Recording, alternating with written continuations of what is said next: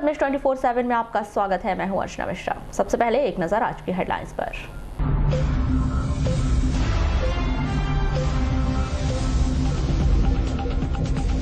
नक्सलियों पर नकेल कसने ड्रोन जैसे अत्याधुनिक तकनीक से लैस होंगे पुलिस के जवान, शासन का फैसला। खैरलांजी के 8 गांव में सूखे की स्थिति, अब तक नहीं लग पाए रोपे, कलेक्टर ने दिए सर्वे के निर्देश। नए बस स्टैंड के कार्य में लेट लतीफी, कलेक्टर ने जताई अधिकारियों पर नाराजगी। जिला पंचायत सीईओ ने किया आंगनबाड़ी का निरीक्षण, सहायिका और कार्यकर्ताओं को किया पद से पृथक। स्कूल शिक्षा विभाग में खेलों की स्थिति का हुआ खुलासा, 2 साइकिल से 60 छात्रों की करवाई प्रतियोगिता। सहकारी बैंक में अध्यक्ष का कार्यकाल पूरा, प्रशासक के रूप में नियुक्त कांग्रेसियों को मिल सकता है मौका, दौड़ में आधा कांग्रेसी शामिल। सीआरपीएफ जवान की संदिग्ध परिस्थितियों में मौत, भरवेड़ी कैंप का मामला। झमाझम बारिश के कारण गिरा मकान, दबने से वृद्ध की हुई मौत, लामता की घटना। और भारी बारिश में लावारिस पड़े मिले सांची दूध पाउडर के एक्सपायरी पैकेट, आंगनबाड़ी और प्राथमिक स्कूलों में वितरण होने आया था दूध पाउडर।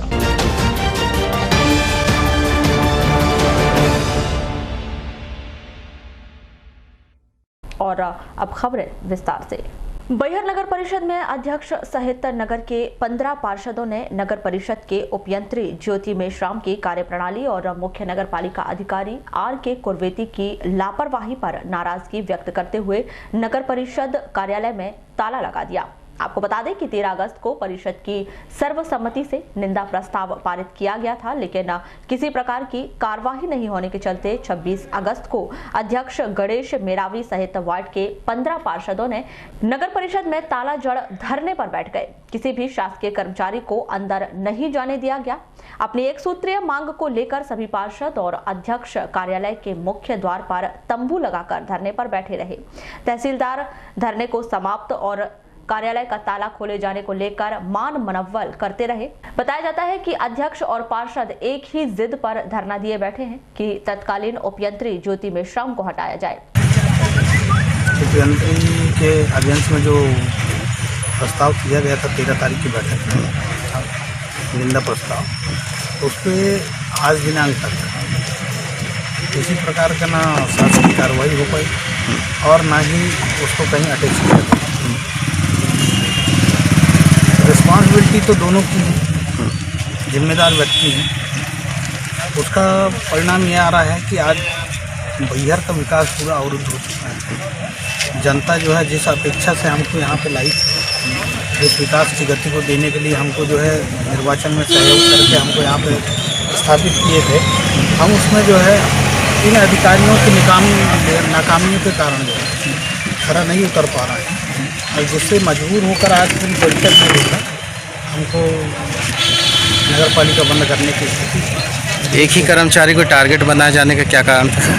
एक ही कर्मचारी को टारगेट नहीं बनाया जा रहा है। उस दिन जो है 13 तारीख को जो बैठक थी उसका जो बिहेवियर था वो परिषद के अगेंस्ट में था और उसके जो कहना चाहिए कि व्यवहार जो है एक सैद्धांतिक नहीं था, जिसके अगेंस्ट में जो है निंदा प्रस्ताव पास हुई थी। और टारगेट ना हम कोई कर्मचारी को बना रहे हैं, ना हमको किसी को टारगेट करने की ज़रूरत है। हमको विकास चाहिए, जो आज दिनांक तक जो है विकास पूरा अवरुद्ध हो चुका है। आज हर वार्डों से जो है शिकायतें आ रही हैं। परिषद के धरना देने का ये कारण है कि 13/8/19 को परिषद द्वारा सब इंजीनियर के विरुद्ध निंदा प्रस्ताव लाया गया था। वो इसलिए लाया गया था कि किसी संदर्भ में उनसे जानकारी मांगी गई थी सब इंजीनियर से, बाकी उनके द्वारा असंयमित और अमर्यादित भाषा का प्रयोग कर परिषद को जवाब दिया गया था, जिसके कारण संपूर्ण परिषद ने उनके विरुद्ध निंदा प्रस्ताव लाया है। और इसके अतिरिक्त ये भी कारण है कि यहाँ पे जो सब इंजीनियर द्वारा फील्ड वर्क बिल्कुल शून्य है, जिसका खामियाजा परिषद को भोगना पड़ रहा है। और आज आपके मीडिया में भी संपूर्ण परिषद बदनाम हो रही है। हमारे काम ये नहीं कर रहे हैं, परिषद बदनाम हो रही है। क्या इसके अलावा सर और भी कर्मचारी को आप दोषी मानते हैं? संपूर्ण दोष तो सीएमओ का है, क्योंकि उनको वो मुखिया हैं और उनका अपने मातहत कर्मचारियों पर कोई अंकुश नहीं है। वहीं उपयंत्री ज्योति मेश्राम से सवाल किया गया तो उन्होंने इस बात को नकारते हुए बताया कि मुझसे कोई गलती नहीं हुई है और किस मुद्दे पर जनप्रतिनिधियों द्वारा धरना दिया जा रहा है मुझे पता नहीं है। मैम, आपके खिलाफ संपूर्ण परिषद धरने पर बैठा है, क्या वजह है? मुझे नहीं पता भैया क्या वजह है। और इससे भी पहले कोई जानकारी लगी होगी? नहीं, आज संपूर्ण परिषद आपके खिलाफ में धरने पर बैठा, तो कुछ तो वजह होगी मैम।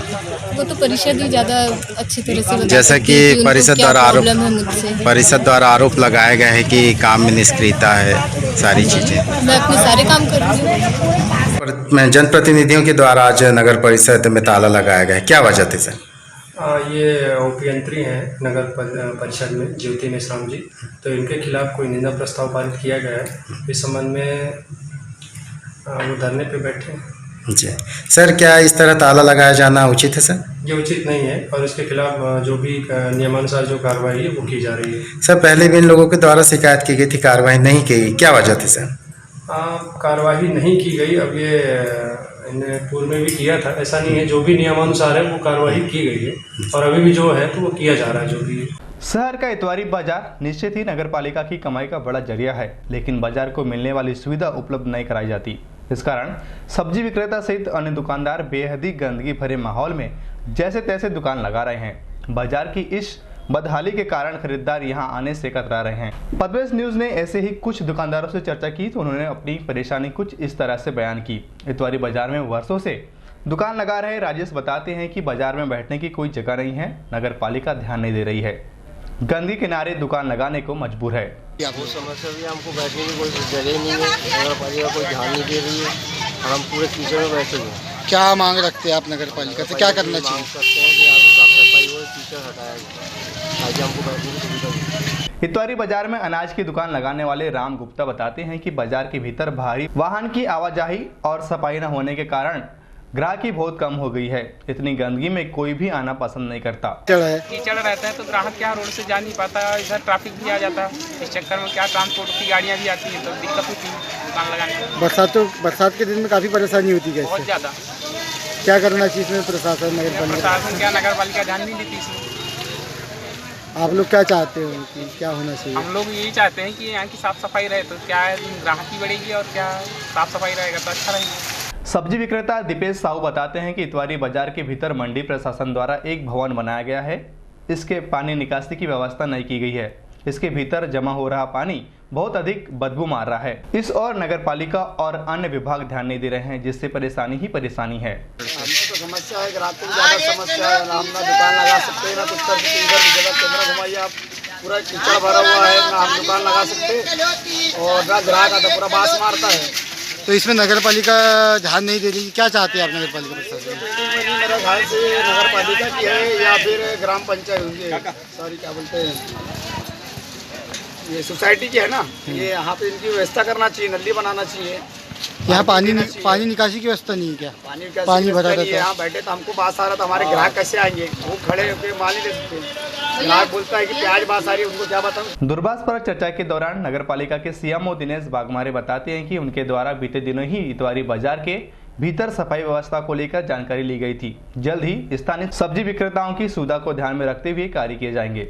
जिला मुख्यालय सहित आसपास के क्षेत्रों में रविवार की दोपहर से ही झमाझम बारिश का दौर शुरू हो गया था, जो रात भर चलता रहा। इस कारण लामता के वार्ड नंबर 17 में एक पुराना मकान अधिक बारिश की वजह से गिर गया, जिसके मलबे में दबने से एक वृद्ध की मौत हो गई। जानकारी के अनुसार कृष्णाबाई पति तुलसीराम उम्र 70 वर्ष निवासी लामता वार्ड नंबर 17 रविवार को रात्रि 10 बजे अचानक मकान की दीवार में ढह गई, जिसके मलबे में दबने के कारण वृद्धा कृष्णाबाई गंभीर रूप से घायल हो गई। ग्रामीणों ने बमुश्किल कृष्णाबाई को मलबे से बाहर निकाला, प्राथमिक स्वास्थ्य केंद्र लामता में भर्ती कराया।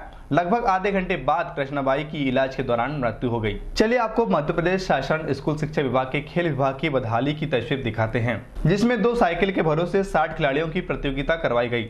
सुनकर भी अटपटा सा लगता है, यह सब कैसे संभव हुआ होगा। मौका था स्कूल स्तरीय साइकिल प्रतियोगिता का उच्च किस्म की केवल 2 साइकिल और 60 प्रतियोगी बजट के अभाव में जब प्रतियोगिता शुरू हुई तो थोड़ा देर के लिए लगा यह सब कुछ कैसे संभव होगा, लेकिन क्रीड़ा प्रभारियों ने तो जैसे इसकी पहले से ही योजना बना रखी थी।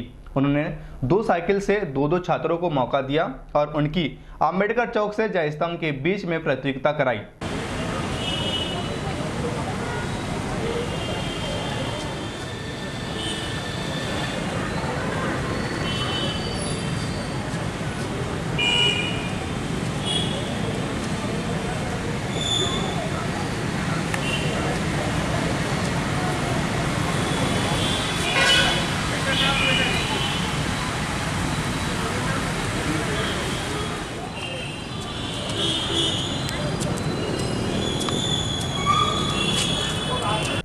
उत्कृष्ट स्कूल के क्रीड़ा प्रभारी दीपक गिरी गोस्वामी बताते हैं कि इस प्रतियोगिता 14, 17, 19 वर्ष के छात्र को शामिल किया गया है। बालाघाट लालबरा उत्कृष्ट स्कूल सहित अन्य स्कूल के छात्र शामिल है। यहां से सफल होने वाले छात्र जबलपुर में होने वाले संभाग स्तरीय प्रतियोगिता में शामिल होंगे। साइकिलिंग प्रतियोगिता का आयोजन किया गया है। ये साले खेल कैलेंडर के अनुसार जिला स्तर पर साइकिलिंग प्रतियोगिता का आयोजित किया गया है। इसमें आयु वर्ग 14, 17, 19 बालक बालिकाओं की टीम का चयन किया जा रहा है। इनमें से जो बच्चे चयनित होंगे वो संभागीय प्रतियोगिता जबलपुर में आयोजित की जाएंगी। जबलपुर में संभागीय प्रतियोगिता के लिए बच्चे पार्टिसिपेट करेंगे। किस किस स्कूल के छात्र अभी इसमें शामिल हैं? इसमें सब बालाघाट के आसपास के जो छात्र हैं अभी यहाँ पर प्रॉपर में बालाघाट एक्सीलेंस स्कूल के हैं, कुछ लालबर्रा के बच्चे आए हैं, MGM स्कूल के भी हैं, सब शासकीय स्कूल के भी हैं। प्राइवेट स्कूल को भी इन्फॉर्मेशन दी गई थी। साले खेल कैलेंडर जो हमारा संभागीय स्तर का 9 अगस्त को तैयार हुआ था, जिला स्तर पर तैयार करके सभी संस्थाओं को हमने इंटीमेशन भेजा था। जैसे जिन विद्यालयों ने छात्रों को भेजा है उन विद्यालय मतलब बच्चों की हम प्रतियोगिता का आयोजन कर रहे हैं और इनमें जो अच्छे बच्चे होंगे इनको हम संभाग स्तर पर भेजेंगे चयन करके। और इसके पूर्व वर्षों में बालाघाट जिले से 3 बच्चों ने नेशनल प्रतियोगिता में पार्टिसिपेट किया साइकिलिंग में। प्रतियोगिता में शामिल होने वाले 60% से अधिक छात्र ऐसे थे जिन्होंने इस साइकिल को पहली बार देखा। इस बात से अंदाजा लगाया जा सकता है कि कैसे उन्होंने इस प्रतियोगिता पर ट्रायल दिया होगा और संभाग स्तरीय प्रतियोगिता के लिए अपनी उपस्थिति दर्ज कराई होगी। आपको बता दें कि इन सब के बीच में भी बीते वर्ष 2 छात्रों ने संभाग स्तरीय प्रतियोगिता में पुरस्कार प्राप्त किया था। इससे अंदाजा लगाया जा सकता है कि अगर शासन थोड़ी सी सुविधा उपलब्ध करा देते तो जिले के छात्र खेल के माध्यम से भी जिले का नाम रोशन करते दिखाई देंगे।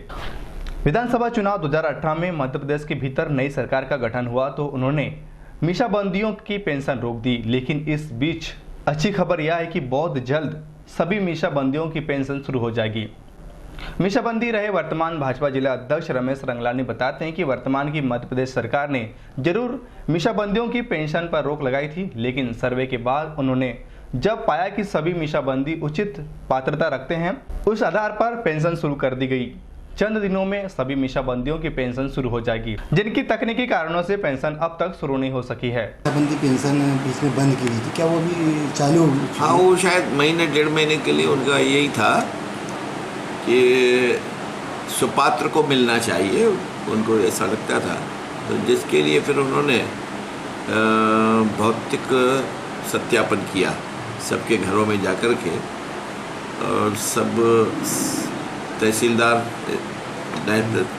और RI ऐसे स्तर के लोग घरों में हर एक के घर गए थे, सबसे मिलकर के फिर उन्होंने जो रिपोर्ट दी उसके अनुसार तो सबको चालू हो गया है। बालाघाट जिले में ऐसे कितने लोग थे मीसाबंदी की पेंशन प्राप्त? 28 से हैं।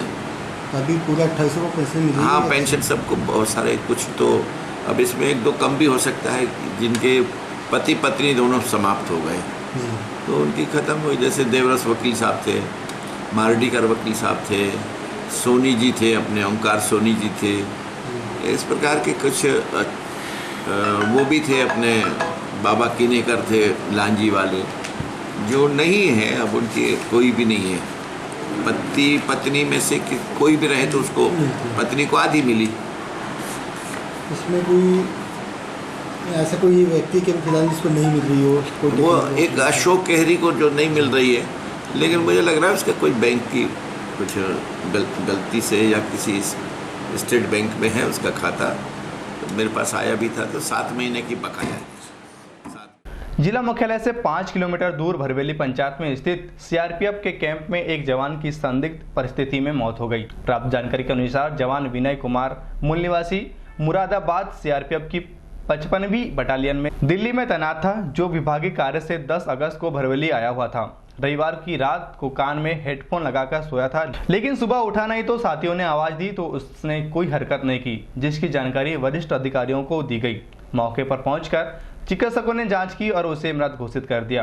प्रथम दृष्टया जानकारी यही मिल रही है कि शायद सीआरपीएफ जवान की मौत हृदय गति रुकने से हुई होगी, लेकिन महज 35 वर्ष के इस जवान की हृदय गति रुकने के बाद भी हर किसी के गले नहीं उतरी है। हालांकि इस पूरे मामले पर अधिकारियों ने प्रेस से किसी भी तरह की कोई चर्चा नहीं की।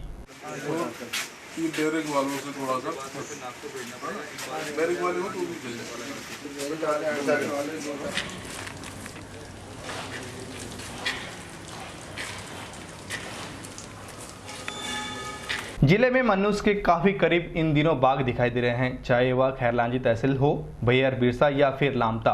आपको सड़कों पर बाघ के दर्शन हो सकते हैं या फिर बाघ जंगल के भीतर जाने वाले भविष्य को अपना शिकार बना सकता है। ऐसे ही कुछ घटनाएं प्रकाश में आई। रविवार की देर शाम को खैरलांजी के पुलपुट्टा निवासी अरविंद सोनवाने गांव से लगे जंगल में भैंसी चरा रहे थे। इस दौरान अचानक भैंस कहीं गायब हो गई। सोमवार की सुबह गांव के ही एक व्यक्ति ने सूचना दी कि उनकी भैंस जंगल किनारे मृत पड़ी हुई है। प्रथम दृष्टया जिसको देखकर यह लग रहा है कि गांव के आसपास बीते दिनों से भ्रमण कर रही बाघिन ने उसे अपना शिकार बनाया।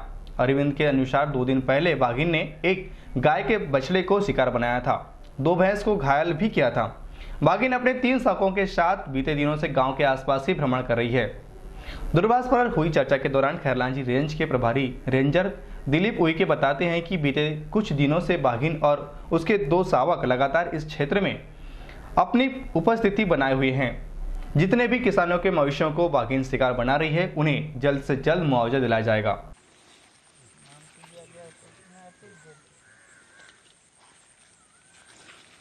ऐसा ही कुछ वाकई सोमवार की सुबह हुआ, जब बैहर से लामता मार्ग के बघोली बीट पर सुबह के समय एक बाघ अचानक सड़क पर आ गया। दोनों तरफ कुछ देर के लिए जाम लगा। इन सब बातों से बेखबर बाघ अपनी धुन में सड़क पार करता हुआ जंगल के भीतर चला गया। कुछ ऐसा ही रविवार की दोपहर में बाघ करीब 3 मिनट तक सड़क किनारे चलता रहा। अरे आशीष फोटो खींच के मतलब सामने मत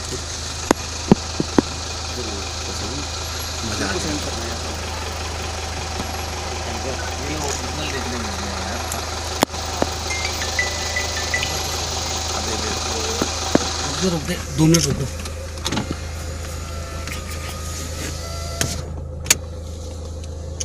किस्मत वाले भाई, किस्मत वाले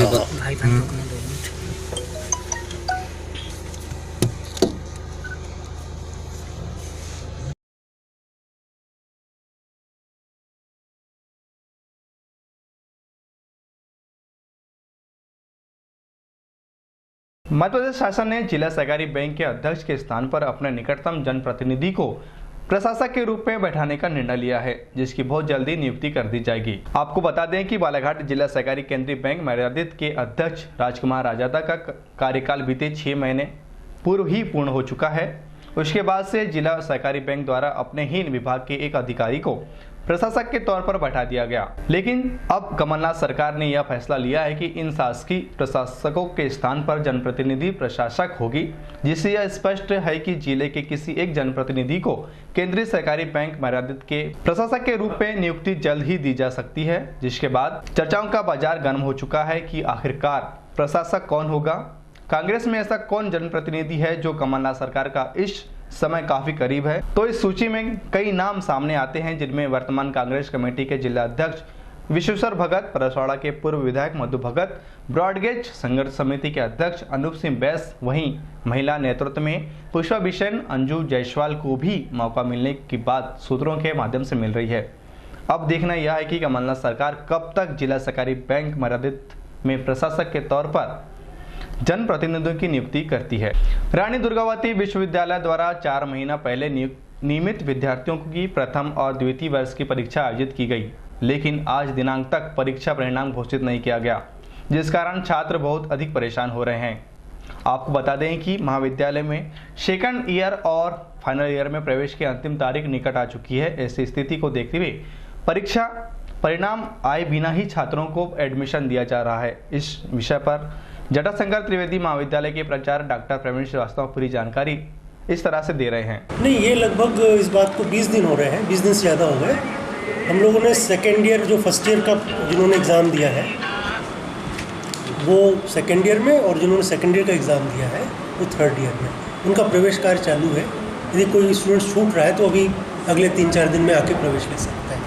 सर मगर रिजल्ट नहीं देना नहीं, देखिए जैसे सेमेस्टर सिस्टम में पहले था कि 4 AT के साथ आप आगे जा सकते हैं, तो वो लगभग नियम यहाँ पे भी चल रहा है कि यदि एक विषय में आपको आया है ना, सप्लीमेंट्री भी आई, मान लीजिए पूरक आई आपको, तो आप सेकेंड ईयर पढ़ सकते हो, या सेकेंड ईयर में एक विषय में पूरक आया है तो थर्ड ईयर पढ़ सकते हो। वो क्लियर नहीं करेंगे तो एडमिशन कैंसिल होगा, तो वो अगले साल पढ़ सकते हैं, तो उसमें कोई ऐसा समस्या नहीं आएगी। तो मतलब कोई भी छात्र मतलब एडमिशन ले सकता है? बिल्कुल ले सकता है। लालबर्रा पुलिस ने 2 वर्ष से चोरी के 5 प्रकरणों में फरार आरोपी को गिरफ्तार करने में सफलता प्राप्त की। प्राप्त जानकारी के अनुसार लालबर्रा में बीते 2 वर्ष के दौरान जयंती सुराना चेतन जैन की दुकान, अजय दुबे के शून्य मकान सहित अन्य स्थान पर चोरी की घटनाएं दर्ज की गई थी, जिसकी पुलिस को लगातार तलाश थी। मुखबिर से मिली जानकारी के अनुसार पुलिस ने चतुर भवरे नामक सातिर चोर को गिरफ्तार किया है। उससे कड़ाई से पूछताछ की गई, जिसमें सभी चोरी करना स्वीकार किया। आरोपी के पास से चोरी का सामान भी जब्त किया गया है। 2 प्रकरण आरोपी चतुर एवं जो अभी अखिलेश आपने इसको देखे, इनने न कब्जा नहीं किए ही लालबर्रा में चोरी किए थे, और 2018 में चोरी के न कब्जा नहीं के 3 प्रकरण थे। आरोपी चतुर को तो पुलिस इसके पहले प्रकरण में गिरफ्तार कर चुकी थी, किंतु ये अखिलेश जो है 2017 से अभी तक फरार चल रहा था। CI लालबर्रा और स्टाफ ने आरोपी अखिलेश को गिरफ्तार कर उसके कब्जे से चोरी की एक LCD, एक मोबाइल और कपड़े और नगद 10,000 रुपये जब्त कर लिए, आरोपी गिरफ्तार कर लिए हैं। आरोपी के विरुद्ध थाना लालबर्रा में 5 प्रकरण थे, 5 प्रकरणों का निकाल CI साहब के द्वारा किया गया है। CI लालबर्रा एवं थाना लालबर्रा का स्टाफ के द्वारा सराहनीय कार्य किया गया है। CI साहब की पदस्थापना के बाद आप देख रहे हैं लगातार पुराने लंबे समय से लंबित मामलों का निकाल किया जा रहा है। ये जो बरामदी हुई है सामान की, ये चोर के पास से भी, घर से या कहीं और? आरोपी के घर से।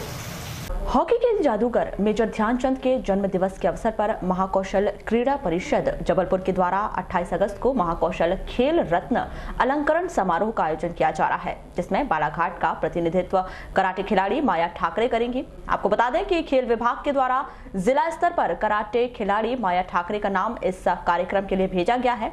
इस कार्यक्रम में देश भर के खिलाड़ियों को खेल रत्न से अलंकृत किया जाएगा, जिसमें मुख्य अतिथि के तौर पर राज्यसभा सांसद विवेक कृष्ण तनखा प्रमुख अतिथि के तौर पर शामिल होंगे। वहीं अध्यक्ष के तौर पर लखन घनघोरिया, कैबिनेट मंत्री, मध्य प्रदेश शासन सहित वरिष्ठ जनप्रतिनिधि एवं अधिकारी मौजूद रहेंगे। इस कार्यक्रम में शामिल होने की जानकारी लगने पर कराटे खिलाड़ी माया ठाकरे और उनके प्रशिक्षक संतोष पारधी ने क्या कहा, आइए जानते हैं। सर, ये महाकौशल अलंकरण समारोह है सर, खेल रत्न समारोह है जो जबलपुर में हर साल आयोजित किया जा रहा है। और सर इस बार बालाघाट से खेल विभाग द्वारा माया ठाकरे का चयन किया गया है, और जो बच्चे नेशनल खिलाड़ी रहते हैं उनको वहाँ पे सम्मानित किया जाता है। अच्छा, कराटे विधा में जो इनका जो चयन हुआ है, किस प्रकार से इनकी उपलब्धि रही है अभी तक? सर इन्होंने जितने टूर्नामेंट खेले हैं आज तक, यानी कि 2 स्टेट खेले, उन्होंने भी इनका मेडल लगा। MP स्टेट में एक बार सिल्वर मेडल लगा, प्रथम बार ही सिल्वर मेडल लगा, फिर दूसरी बार इन्होंने जब खेले तो MP स्टेट में इनका गोल्ड मेडल लगा। उसके बाद भी लगातार ये टूर्नामेंट जितने भी खेलते आ रहे हैं सब में मेडल लगा है। अभी मनाली में एक आयोजित प्रतियोगिता हुई थी जिसमें इनका प्रथम स्थान लगा, और उसके पहले लखनऊ में एक आयोजित हुई थी इंटरनेशनल प्रतियोगिता जो हमारे इंडिया के जनरल सेक्रेटरी उन्होंने करवाए थे, उसमें भी इनका प्रथम स्थान लगा। जबलपुर में जो है समारोह होने जा रहा है, सम्मान समारोह, जहाँ पर जो है खिलाड़ियों को खेल रत्न से नवाजा जाना है, आपका चयन हुआ है, तो क्या उपलब्धि रही है आपकी? Sir silver bronze medal. किन विधा में मिला है आपको ये? सर कराटे के कुमिते विधा में। अच्छा, क्या लग रहा है कि जैसे कि केवल ज़िले से केवल आपका चयन हुआ है, तो कैसा महसूस कर रहे हैं और किस प्रकार की तैयारी की थी इस मुकाम तक पहुंचने के लिए आपने? सर अच्छा लग रहा है, तैयारी भी अच्छे से किए थे। कब जाना है वहाँ? सर 28 तारीख। शासन के निर्देशों के तहत कुछ माह पूर्व BSW में अध्ययनरत छात्रों की परीक्षाओं को लेकर आदेश जारी किया गया था। आदेश के तहत नगर के PG कॉलेज में BSW के छात्रों की परीक्षाएं विधिवत आयोजित की गई हैं। आपको बता दें कि करीब 3 माह पूर्व BSW की कक्षाएं जन अभियान परिषद के माध्यम से संचालित की जा रही थी, लेकिन शासन के आदेश के तहत ये कक्षाएं बंद कर दी गई थी, जिसके बाद छात्र काफी परेशान थे। वहीं छात्रों के हित में शासन ने निर्णय लेते हुए इन्हें चित्रकूट विश्वविद्यालय से जोड़ दिया, जिसके बाद जून से कक्षाएं प्रारंभ हुई और 17 अगस्त से इनकी परीक्षाएं विधिवत ली जा रही हैं। ये अभी ये BSW सेकेंड ईयर की चल रही है। कौन सा सब्जेक्ट? ये महिला सशक्तिकरण। अच्छा, कितने सब्जेक्ट होते हैं BSW? 6 सब्जेक्ट हैं। 6 सब्जेक्ट। मार्कशीट तो जो मेंटर हैं मैडम होंगी यहाँ पे, वहीं सेंटर में ही आती है, क्योंकि पहले ये स्कूल में चलता था, इसी साल हमारे कॉलेज में आया है। लालबर्रा मुख्यालय से लगभग 8 किलोमीटर दूर घने जंगलों के बीच स्थित क्षेत्र का सबसे बड़ा सर्राटी जलाशय है, जो क्षेत्रीय किसानों के लिए खरीफ व रबी सीजन में सिंचाई के लिए वरदान साबित होता है। लेकिन इस वर्ष पर्याप्त बारिश नहीं होने से जलाशय मात्र 45% ही भर पाया है, यानी आधा भी नहीं भर पाया है। जबकि पिछले वर्ष इस अवधि में जलाशय में पर्याप्त मात्रा में पानी एकत्रित हो चुका था। वर्तमान में सर्राटी जलाशय में 21 फीट पानी भर पाया है। किसानों को खरीफ सीजन की फसलों की सिंचाई करने के लिए तो पर्याप्त पानी मिल जाएगा, लेकिन रबी सीजन की फसलों में सिंचाई के परेशानियों का सामना करना पड़ेगा, जो इस वर्ष भी नामुमकिन लग रहा है। आपको बता दें कि वर्ष 2014-15 में तालाब जीर्णोद्धार कार्य के बाद गत वर्ष पहली बार जलस्तर बढ़ने से पर्यटकों की संख्या बढ़ गई थी और रोजाना पर्यटक जलाशय को देखने के लिए पहुंच रहे थे। यहाँ मुख्य चीज वही रहती थी कि जैसे यहाँ 7 रपटे थे पहले, तो फेंकता था तो लोग देखने आते थे इसको। अब उसको तोड़ ताड़ के 3 बना दिए, और जब से तालाब का काम चालू हुआ है तो ये समझ लो कि तालाब भरा नहीं है और रपटा भी नहीं फेंका है अभी तक। ये कितने साल हो गए ऐसी स्थिति? 5 साल हो गए। ये जो बना है नया? हाँ, 5 साल हो गए। 5 साल में एक बार भी रपटा नहीं फेंका? एक बार भी नहीं फेंका। और इस साल क्या स्थिति लग रही है, फेंक सकता है? इस साल भी नहीं फेंकता। क्या स्थिति है अभी तालाब की? अभी तो ये समझ लो 20 फीट भरा है, अभी 12 फीट भरेगा जब भी फेंकेगा। तो अभी क्षेत्रीय लोग व पर्यटक तालाब के ओवरफ्लो यानी रपटा प्रारंभ होने का नजारा देखने के लिए उत्सुक थे, लेकिन पिछले वर्ष की तुलना में इस वर्ष तालाब की स्थिति पर नजर डालें तो ऐसी संभावना है कि यदि जोरदार बारिश होती है तो ही तालाब भर पाएगा, वरना पिछले लगभग 5 वर्षों से रपटे का नजारा देखने का सपना इस वर्ष भी अधूरा रह जाएगा। तालाब अभी 1 गुना भरा है। आधा भर गया है? आधा भर गया है। और इस समय तक क्या स्थिति थी पिछले साल से तुलना करें तो? पिछले साल भर गया था, सिंचाई के लिए पानी भी भरपूर मिला था। इस साल 1-2 पानी मिलेगा सिंचाई के लिए किसानों को। क्या उम्मीद लग रही है, जैसे अब सावन भी खत्म हो गया है और अब बारिश भी अंतिम चरण में है? हाँ, तो अंतिम तो अब आधा बारिश से तो ज़्यादा गुजर गए समझो। ये अब भादों का महीना है, अब इसमें अब 1-2 बारिश होगा, उसके बाद तो फिर कुआर दर्रा लग जाएगा। विभिन्न कंपनियों में कार्यरत मेडिकल रिप्रेजेंटेटिव संघ ने C2 के बैनर तले जिला प्रशासन को ज्ञापन सौंपा, जिसमें विभिन्न मांगों से अवगत करवाया गया। मेडिकल रिप्रेजेंटेटिव जिला अध्यक्ष नोखेश ने इस विषय में बताया कि शासन की नीति श्रम कानून के विरोध में चल रही है। इसी के विरोध में जिले भर के 1.5 सैकड़ा से अधिक मेडिकल रिप्रेजेंटेटिव ने आज जिला प्रशासन को मध्य प्रदेश के सरकार के नाम ज्ञापन सौंपा है। आज हम लोग ज्ञापन सौंपने आए थे। एक्चुअली क्या था कि अभी जो गवर्नमेंट की नीति चल रही है श्रम कानून के विरोध में चल रही है, और उसमें 4 संहिताओं का संविलियन किया गया है। पहले मेडिकल सेल्स रिप्रेजेंटेटिव यूनियन जो कि FMRI और C2 के बैनर तले काम करती है, हम लोगों के यहाँ 150 से 200 सेल्स एम्प्लॉयमेंट है मेडिकल रिप्रेजेंटेटिव। तो इसमें क्या हुआ है कि जो एक्ट था 1976 के तहत जो सुविधाएं दी जाती थी सेल्स एम्प्लॉय को, उसमें उनका PF होता था, सैलरी होती थी, जो 16,000 से ऊपर का जो सैलरी बेसिस होता था, मिनिमम वेजेस होते थे। इनको अभी जो गवर्नमेंट है ये उसके विरुद्ध जाकर उसको संविलियन किया है, तो उसी के तहत हम लोगों का ये ज्ञापन था कि इसके विरोध प्रदर्शन किया गया और हस्ताक्षर अभियान चलाया गया है। जिले के हट्टा थाना के हरदौली गांव में नाबालिग युवती ने मानसिक तनाव में आकर कुएं में छलांग लगाकर आत्महत्या कर ली। रविवार की रात करीब 9 बजे नाबालिग कुएं में कूद गई। रात्रि 1 बजे शव बाहर निकाला गया। छात्रा कक्षा 12वीं में पढ़ती थी। छात्रा जिसने मानसिक तनाव में आकर यह कदम उठाया है, पुलिस ने पीएम करवा के शव परिजनों को सौंपकर जांच शुरू कर दी है। जिले के खैरलांजी क्षेत्र में सामान्य से कम बारिश के कारण अकाल जैसे हालात बन गए हैं। 8 गांव की स्थिति इतनी अधिक खराब है कि यहां पर रोपाई के कार्य भी शुरू नहीं हो सके हैं। आपको बता दें कि जिले के भीतर मानसून अपने तय समय से 1 महीना देरी से आया और सावन के महीने में जैसे तैसे बारिश शुरू हो सकी, जिसमें खैरलांजी, कटंगी, तिरौड़ी तहसील में सामान्य से भी कम बारिश। कुछ स्थानों में किसानों द्वारा रोपाई के काम भी शुरू नहीं किए जा सके।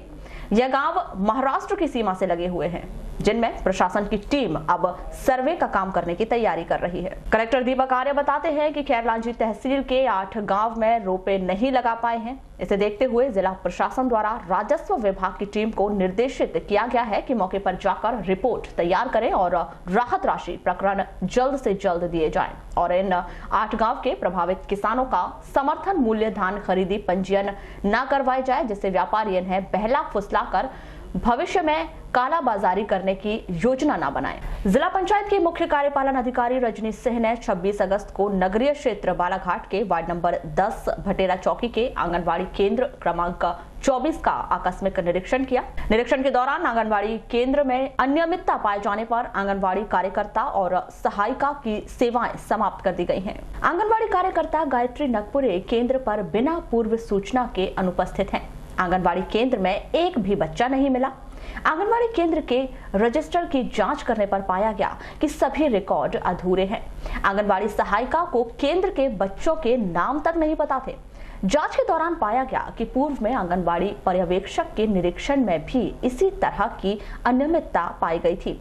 गंभीर लापरवाही एवं बिना पूर्व सूचना के केंद्र से अनुपस्थित रहने के कारण परियोजना अधिकारी दिनेश शर्मा द्वारा उनकी सेवाएं समाप्त कर उन्हें पद से पृथक करने के आदेश दिया गया है। शहर में संचालित वर्तमान बस स्टैंड में हो रही परेशानी को देखते हुए कलेक्टर दीपक आर्य द्वारा शहर से 4 किलोमीटर दूर गोंगलई पंचायत में खाली पड़ी राजस्व विभाग की जमीन पर नया बस स्टैंड बनाए जाने का प्रस्ताव महीने भर पहले पारित कर दिया गया है, लेकिन लगातार हाउसिंग बोर्ड विभाग द्वारा इस कार्य में देरी बरती जा रही है। इस पर कलेक्टर द्वारा नाराजगी व्यक्त करते हुए जल्द से जल्द काम करने के लिए निर्देशित किया गया है। कलेक्टर दीपक आर्य ने 2 टूक शब्दों में कह दिया है कि बस स्टैंड के लिए जमीन का आवंटन हो चुका है। प्रोजेक्ट तैयार करने में आखिरकार देरी क्यों की जा रही है? 7 दिनों के भीतर प्रोजेक्ट तैयार करने के लिए निर्देशित किया गया है, जिससे बारिश समाप्त होते ही बस स्टैंड को गोंगलई में स्थापित किए जाने में कोई परेशानी न आए। नक्सलियों पर नकेल कसने मध्य प्रदेश सरकार ने नई योजना तैयार कर ली है। अब 4G नेटवर्क के माध्यम से नक्सल प्रभावित क्षेत्रों में अपनी कनेक्टिविटी को और मजबूत करते हुए अत्याधुनिक gadgets, drone, GPS, track camera, body production जैसे तकनीक का उपयोग करने की योजना बनाई जा रही है। यही नहीं, विकास कार्य के माध्यम से भी नक्सलवाद को दूर करने की योजना के तहत सड़कों और पुलिया के लिए 33 करोड़ रुपए मंजूर किए गए हैं। मध्य प्रदेश सरकार ने केंद्र सरकार द्वारा आयोजित नक्सल प्रभावित राज्यों की बैठक में यह माना कि मध्य प्रदेश के सबसे अधिक नक्सल प्रभावित जिलों की सूची में केवल 2 ही जिले हैं, उसमें बालाघाट और मंडला शामिल हैं। अधिकांश दिखाया जाता है कि नक्सल प्रभावित क्षेत्रों में 4G नेटवर्क नहीं होने के कारण सुरक्षा बलों और पुलिस बलों के जवानों को बहुत अधिक परेशानी का सामना करना पड़ता है। इन सब बातों को देखते हुए 6 माह के भीतर अति नक्सल प्रभावित क्षेत्रों में 4G नेटवर्क शुरू किए जाने की योजना बनाई गई है।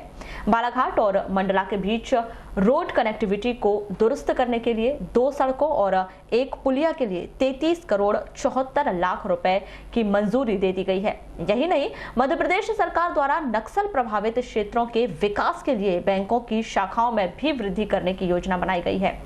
आपको बता दें कि बालाघाट जिले के नक्सल प्रभावित क्षेत्रों में मोबाइल काम नहीं करते, जिस कारण अधिकांश समय पुलिस के अधिकारियों को अपने अधीनस्थ मैदानी क्षेत्र में तैनात कर्मचारी और अधिकारियों से बात करने में बहुत परेशानी का सामना करना पड़ता है। हर समय वायरलेस सेट काम करे यह भी संभव नहीं है, क्योंकि उनके साथ भी बैटरी और नेटवर्किंग जैसी कई परेशानी बनी रहती है। इसीलिए 4G नेटवर्क शुरू होना निश्चित ही नक्सल प्रभावित क्षेत्र में तैनात हर एक जवान और अधिकारी के लिए सुखद भरी खबर हो सकती है। खैरलांजी थाना क्षेत्र अंतर्गत पिंड के पार के मीरापुर रोड रामसागर के आसपास शासन द्वारा प्रदान किए जाने वाली सांची दूध पाउडर के एक्सपायरी पैकेट भारी मात्रा में पाए जाने की जानकारी मिली है।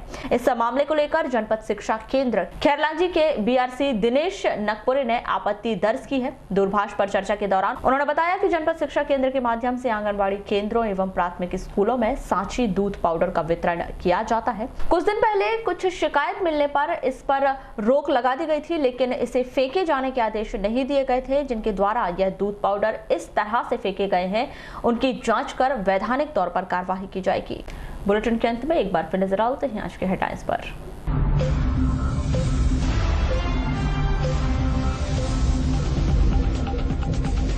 नक्सलियों पर नकेल कसने ड्रोन जैसे अत्याधुनिक तकनीक से लैस होंगे पुलिस के जवान, शासन का फैसला। खैरलांजी के 8 गांव में सूखे की स्थिति, अब तक नहीं लग पाए रोपे, कलेक्टर ने दिए सर्वे के निर्देश। नए बस स्टैंड के कार्य में लेट लतीफी, कलेक्टर ने जताई अधिकारियों पर नाराजगी। जिला पंचायत सीईओ ने किया आंगनबाड़ी का निरीक्षण, सहायिका और कार्यकर्ताओं को किया पद से पृथक। स्कूल शिक्षा विभाग में खेलों की स्थिति का हुआ खुलासा, 2 साइकिल से 60 छात्रों की करवाई प्रतियोगिता। सहकारी बैंक में अध्यक्ष का कार्यकाल पूरा, प्रशासक के रूप में नियुक्त कांग्रेसियों को मिल सकता है मौका, दौड़ में आधा कांग्रेसी शामिल। सीआरपीएफ जवान की संदिग्ध परिस्थितियों में मौत, भरवेली कैंप का मामला। झमाझम बारिश के कारण गिरा मकान, दबने से वृद्ध की हुई मौत, लामता की घटना। और भारी बारिश में लावारिस पड़े मिले सांची दूध पाउडर के एक्सपायरी पैकेट, आंगनबाड़ी और प्राथमिक स्कूलों में वितरण होने आया था दूध पाउडर।